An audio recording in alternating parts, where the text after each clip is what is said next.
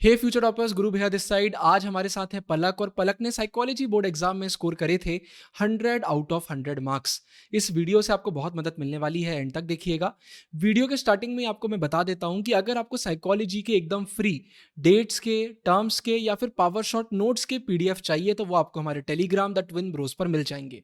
और इसके अलावा अगर आपको चाहिए फंसना पक्का है सीरीज का पीडीएफ, जहां पर चैप्टर वाइज सारे इंपॉर्टेंट क्वेश्चन आंसर, सारे पीवाईक्यूज कराए गए हैं, एनसीईआरटी को क्वेश्चन आंसर फॉर्मेट में निचोड़ कर आपको परोसा गया है, तो उसका भी लिंक मिल जाएगा। वो आप परचेज कर सकते हैं हमारे टेलीग्राम से जाके, या फिर डायरेक्टली डिस्क्रिप्शन में भी लिंक मैंने आपके लिए डाल दिया है, वो आपको हमारे वेबसाइट एप्लीकेशन पर मिल जाएंगे। अब इस वीडियो को सीधा चालू करते हैं। तो बेसिकली पलक साइकोलॉजी रिलेटेड क्वेश्चन रहेंगे, तो पूरे पूरा मैं क्वेश्चन पार्ट ओके। पूछूंगा, लाइक हाँ। कि आपने प्रिपरेशन कैसे किया, रिवीजन कैसे हम्म। किया, एग्जाम वाले दिन क्या किया, क्वेश्चन हम्म। आंसर कैसे किए, टर्म्स कैसे किए, तो ले दे के हम्म। मतलब जो भी साइकोलॉजी रिलेटेड ठीक है। क्वेश्चन हो सकते हैं। ठीक है।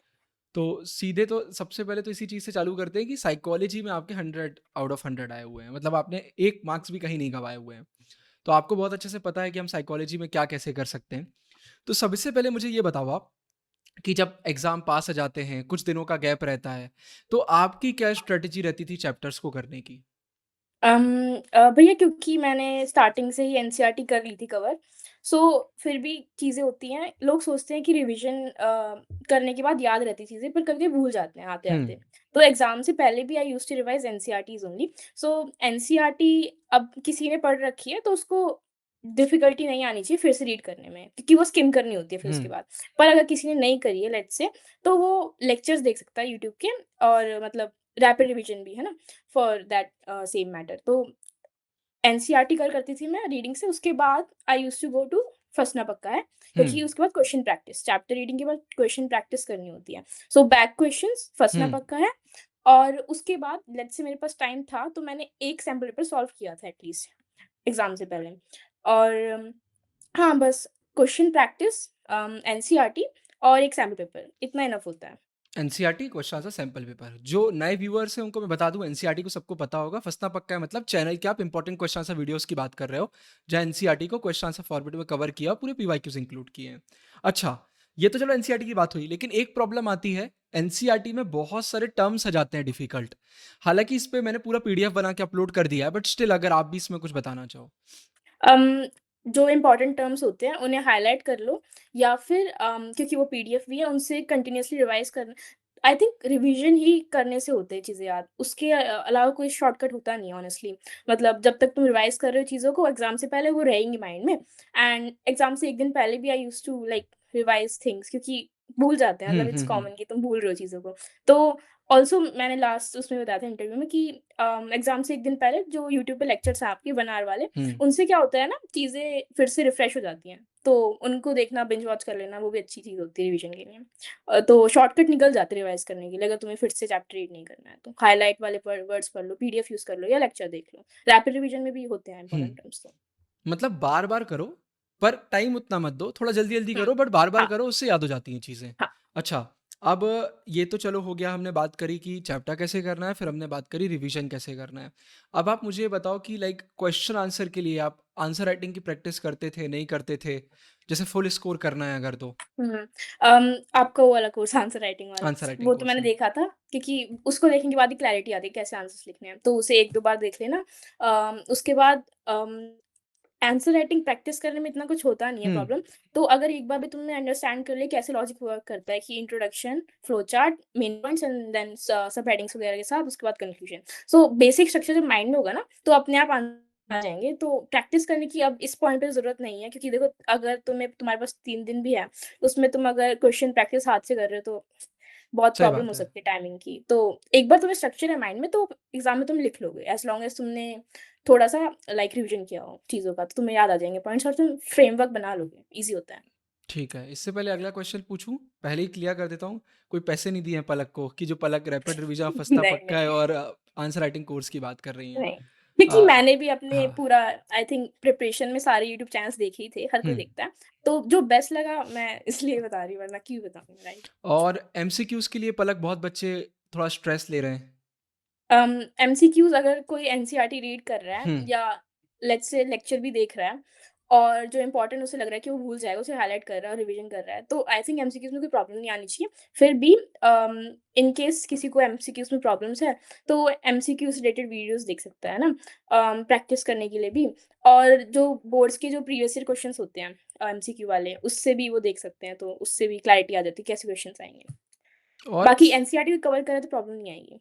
वही मैं भी ये पॉइंट रखना चाहूँगा कि जैसे एमसीक्यू वीडियोज़ हो गई, ये उनके लिए अच्छी रहती हैं जिन्होंने सिलेबस अच्छे से कर लिया है।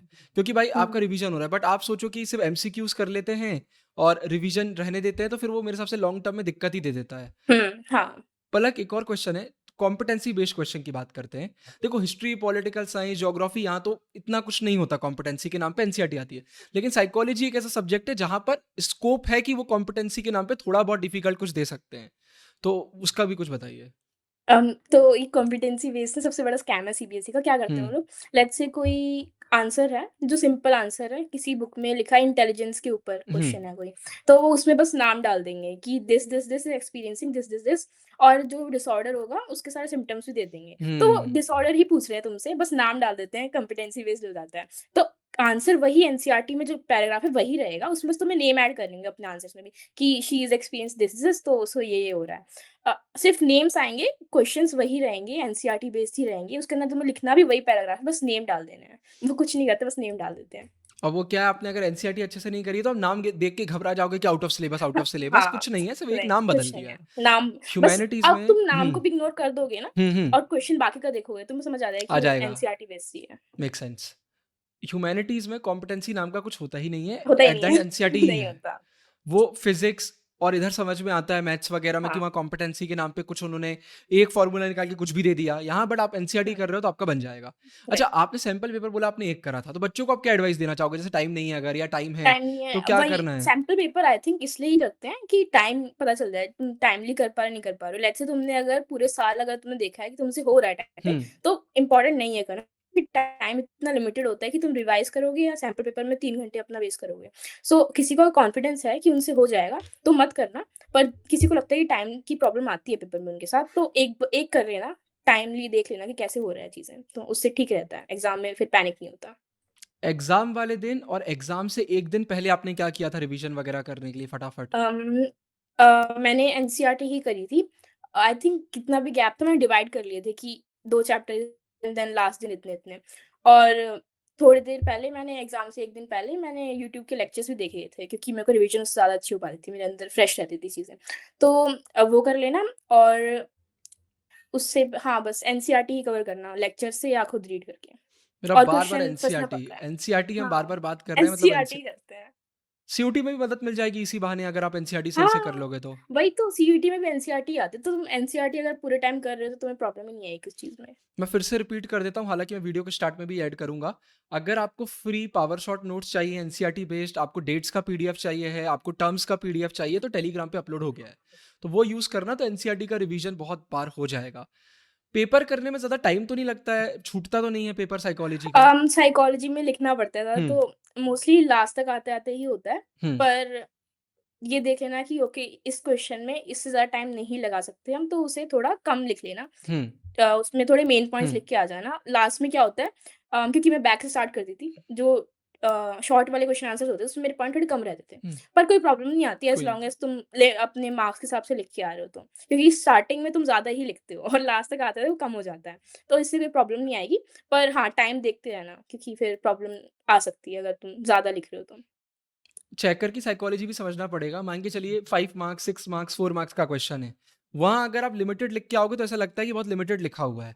हुँ, बट अगर 2 मार्क्स की बात करते हैं और चलो 3 मार्क्स भी पकड़ लो, वहाँ अगर आपने सिर्फ़ 2 पॉइंट 3 पॉइंट भी बना दिए तो फुल दे देते हैं वो, क्योंकि उनको मालूम है यार कि हाँ। 2 मार्क्स का 2 पॉइंट लिखे हुए हैं, वो दे दो। हुँ, मतलब मैंने तो हुँ। ये भी देखा हुआ है कि 2 मार्क्स में तो अगर आप सिर्फ़ 2 सेंटेंसेस बना के भी आ जाते हो वैलिड, हाँ, तो भी उसमें मार्क्स दे हाँ। देते हैं वो कई बार, मार्क्स देते हैं। कि सही आंसर है, इसमें मार्क्स नहीं कटना हुँ, चाहिए क्योंकि ऊपर हुँ, अच्छा आंसर लिखा हुआ है।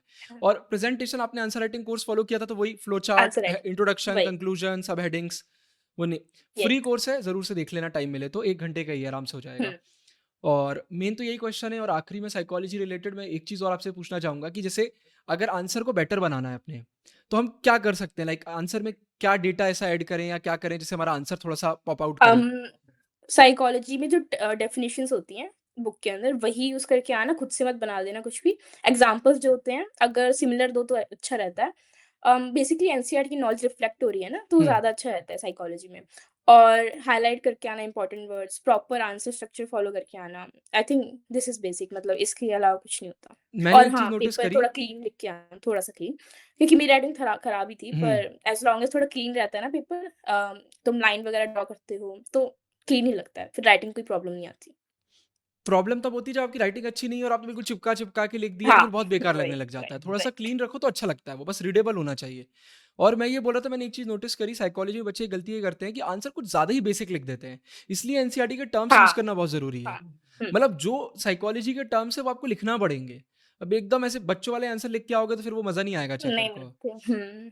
वो एक चीज़ पे फ़ोकस आपको करना पड़ेगा। और इसके बाद पेपर में आखिरी के 1-2 बस मेरे आपसे क्वेश्चन है साइकोलॉजी रिलेटेड। एक बच्चों का सबसे बड़ा प्रॉब्लम ये है कि उनको लगता है कि कन्फ्यूज़ हो जाते हैं, मतलब इतनी सारी चीज़ें दी हुई हैं बुक में, चैप्टर में, तो कई बार दिमाग में नहीं आता कि इसका आंसर ये था या वो था, हुँ, इन्होंने ये बोला था या उन्होंने ये बोला था। हुँ, हुँ, तो हुँ। नाम में ही कन्फ्यूज़ हो जाते हैं, तो उसके लिए भी क्या रिवीजन या क्या किया था आपने? अम, रिवीजन, और ऊपर से जब कोई क्वेश्चन आए एग्ज़ाम में, तो उससे एटलीस्ट 2 से 3 बार पढ़ना। और एक्चुअली मेरा माइंड कैसे वर्क करता था कि एक बार मैं पूरे चैप्टर को विजुअलाइज़ कर लेती थी हुँ, माइंड में कि ओके, इस चैप्टर में ये सब टॉपिक है। ये क्वेश्चन इस टॉपिक से ही आया है, फिर मैं सब टॉपिक देखती थी, ओसे ओके, तो इससे सिमिलर लग रहा है, तो इसमें से ही आंसर आया है ये। तो फिर मैं पूरा वो टॉपिक लिख देती थी। मतलब ऐसे ही वर्क करता है सीबीएसई ऑनेस्टली, मतलब उनके पास कोई क्वेश्चन्स होते नहीं, वो टॉपिक दे देते हैं बस, और उसमें हुँ। नेम्स ऐड कर देते हैं। मतलब सिंपल ही रहता है। बस कन्फ्यूज़ इस बात में मत होना कि नेम्स वगैरह हैं, थोड़ा बहुत ही अम, स्पेसिफिक क्वेश्चन आया है, वो ब्रॉड क्वेश्चन ही होता है, बस वो थोड़ा दिखा देते हैं कि थोड़ा स्पेसिफिक है, पर उसमें कंटेंट वही आएगा। परफेक्ट। आखिरी 2 क्वेश्चन हैं। एक पहले तो प्रमोशन कर लेते हैं। ये बिल्कुल मतलब मैं सबको बता देता हूँ, मैंने सिर्फ़ व्हाट्सएप पे एक स्टेटस डाला हुआ था कि अगर आपके 100 में से 100 साइकोलॉजी में आए, तो मैं एक इंटरव्यू लेना चाहता हूँ। सबसे पहले आपका रिप्लाई आया, मैंने स्टेटस डिलीट कर दिया क्योंकि ज़्यादा लोगों का इंटरव्यू नहीं लेना था। व्यूअर्स को जो टेलीग्राम पे उनको पता होगा, बाकी को नहीं पता है। साइकोलॉजी के जो फसता-पक्का के पीडीएफ आए हैं, वो आप ही ने बनाए हैं इस बार।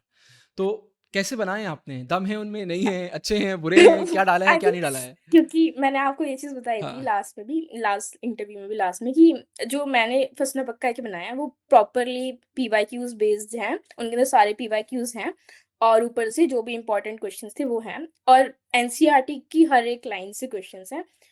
एज़ लॉन्ग एज़ वो फसना पक्का है, कोई पढ़ रहा है, तो आई डोंट थिंक कि उसे ऐसा लगा पेपर में जाके कि कुछ नया आ रहा है क्वेश्चन। किसी ने अगर वो क्वेश्चंस देख लिए, तो वैसे ही क्वेश्चंस आएँगे और वही उठ के आएँगे मोस्टली। सो फसना पक्का है ऐसे ही बनी है कि वो एनसीईआरटी की हर लाइन से बनी है। प्री-वाईक्यू सारे हैं उसके अंदर, और बेसिकली जितना भी सीबीएसई कर सकता है उतना सब उसके अंदर है। परफेक्ट। आखिरी क्वेश्चन पलक आपसे, अगर आप कुछ बताना चाहो, मैंने अगर कुछ ना पूछा और आपको कुछ बोलना है साइकोलॉजी रिलेटेड? अम, यही कि लास्ट दिन में पैनिक मत करना और टाइमली सो जाना, क्योंकि काफ़ी लोग नाइट पूरा वो करते हैं हुँ, खराब अपना, इस बारे में कि हमें स्ट्रेस हो रहा है, हम सो नहीं पा रहे हैं। प्रॉपरली स्लीप लेके जाना, और ऑनेस्टली साइकोलॉजी का सिलेबस कम ही है, 7 चैप्टर होते हैं, उसमें से भी लास्ट के 3 चैप्टर्स में कुछ है नहीं। कुछ नहीं है। 10-10, 15-15 पेजेज़ के हैं। तो ला स्टार्टिंग के 4 चैप्टर्स पे थोड़ा फ़ोकस करना, एंड पैनिक मत करना, थोड़ा आराम से जाना, एग्ज़ाम ही है, आई मीन इससे ज़्यादा तो कुछ है नहीं, वो कुछ ऐसी चीज़ है नहीं पूरी लाइफ़ बदल देगा। बट स्टिल अपना बेस्ट दे के आना, और दैट्स इनफ, मतलब तुम जब तक अपना बेस्ट दे के आ रहे हो, आई डोंट थिंक उससे ज़्यादा कुछ इम्पोर्टेंट है। परफेक्ट। मैं भी बस इतना बोलना चाहूँगा, अगर कोई बच्चा ऐसा है जिसने अभी तक कुछ भी नहीं किया है, आप चैनल की रैपिड रिवीजन फसना पक्का वीडियोज़ कर लो, आपका काम हो जाएगा, टेंशन इसका तो हो आपको नहीं जाएगा। लेना है। हुँ, Palak thank you so much tips share करने के लिए। आई थैंक होप यू भैया। साइकोलॉजी वाले बच्चों को इस वीडियो से बहुत मदद मिलने वाली है।